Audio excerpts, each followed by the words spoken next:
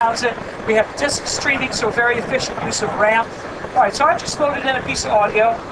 I'll select the audio. We'll play this back. Listen very carefully. You hear some variation in the tempo there. This is a stereo mix of some multi-track drums. The drummer wasn't playing to a click track. He's playing a little bit loose, but now I've got a phrase of music.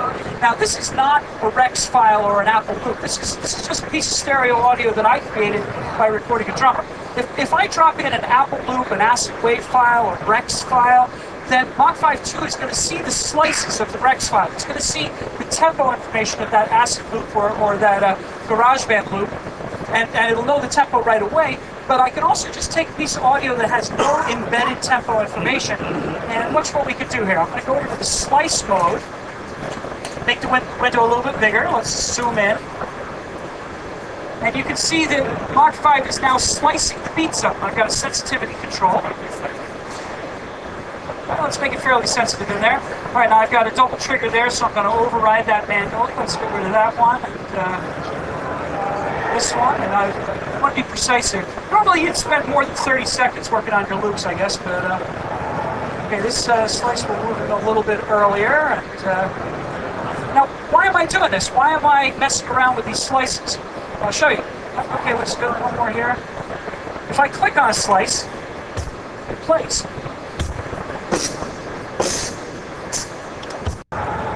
I can trigger from my MIDI keyboard.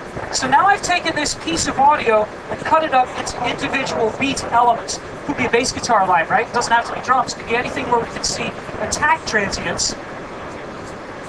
Now that I can trigger those individual beat slices, I'm going to go into map mode. Push this off to the side. Let's go get a MIDI graphic editor. Give ourselves a little bit of room so we can see both windows. And you see this? It says MIDI drag. Oh, come on, bass, not such a drag. Now we see these MIDI notes. These MIDI notes correspond to the individual slices, the duration, the velocity, and the placement in time. So now when I play this loop back,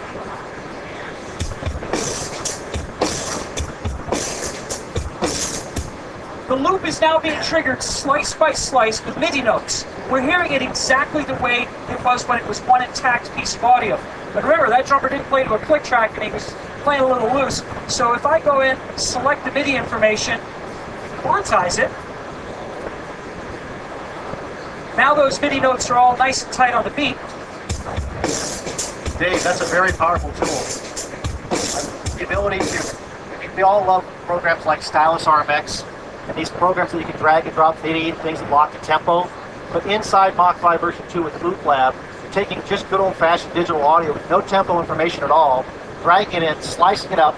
You can drag the MIDI information, you can drag the audio information, you can put different effects on different slices. This is very powerful, built into Mach 5 version 2.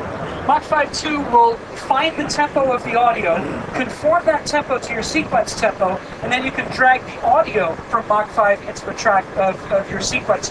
Okay, in this case we drag the MIDI over, and now that allows us to do things like quantize the MIDI, for example.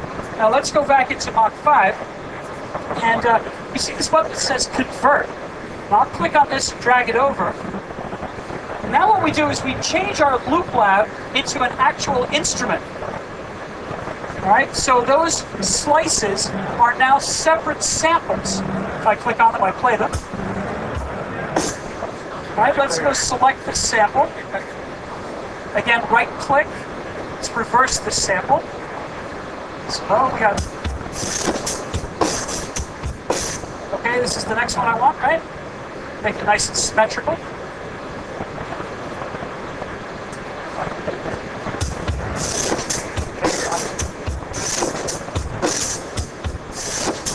So this is some of the things that we can do with Loop Lab. What else can I do in terms of making my own instruments inside Mach 5? Now, I mentioned that this drum recording that you're listening to is a drum set that I recorded, and I got a little studio in my basement, and it was recorded with 6 microphones. It's a 4-piece kit, 6 mics on the kit, and then I did a mix down of that, and that's how I got that stereo piece of audio that we've just been working with.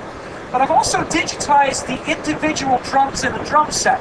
I wanted to take this drum set and turn it into a Mach 5 instrument. Now, what I do is I have my drummer play his parts. I turn his parts into MIDI. Then I go in and quantize the MIDI, change the MIDI parts around. You're down at mix down, right? You haven't printed your reverbs yet because you want to wait until the final stage of mix before you print your reverb. Wouldn't it be nice if you had that level of control over the drum parts right at the final stage of mix? We just added to this one thing, and that kick drum's a little busy there. Let's go change it around. But I don't want it to sound like electronic drums or somebody else's drums. I want it to sound like my drum set. So we digitized the drum set. And that's what we've got right here. Kick, snare, hi-hats, toms. Listen to this. Notice that every time I'm triggering a ride cymbal, it sounds a little different. That's because I did multiple recordings of each drum. And I'll show you how I did it.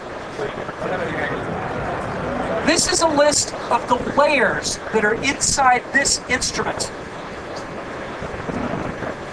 Okay, S1 down to S19, those are all snare drums.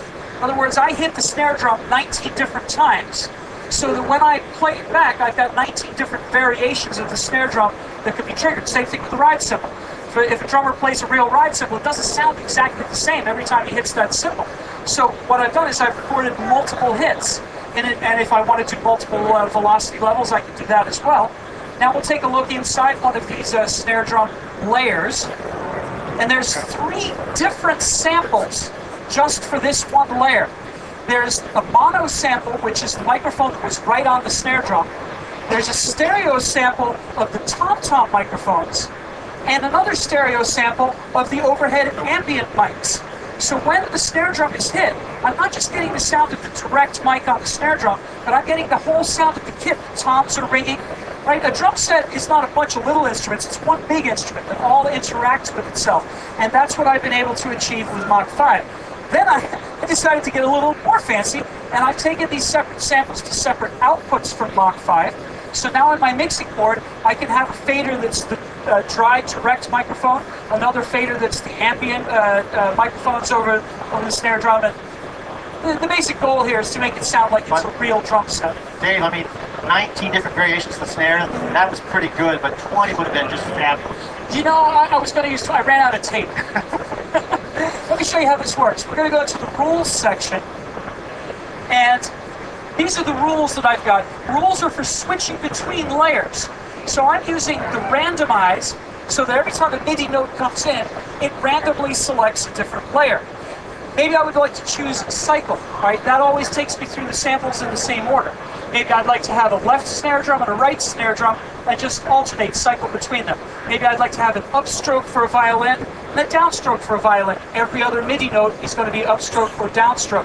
So these are the rules. And I guess in gigasampler they call them dimensions, right? Correct. All right. So now we'll play back a little bit of this kit. A ton of reverb in there. Let's ease off on that reverb a little bit.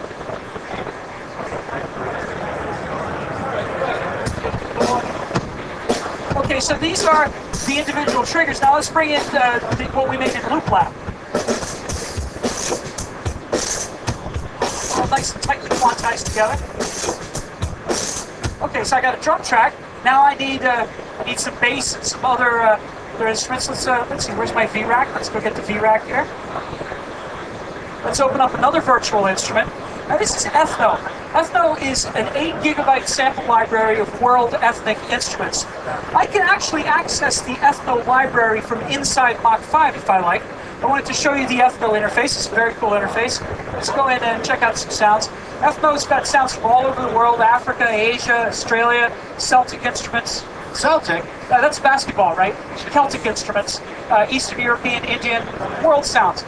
Instruments that you're triggering individual notes, but also loops and phrases. I think I'd like to be a tabla player today.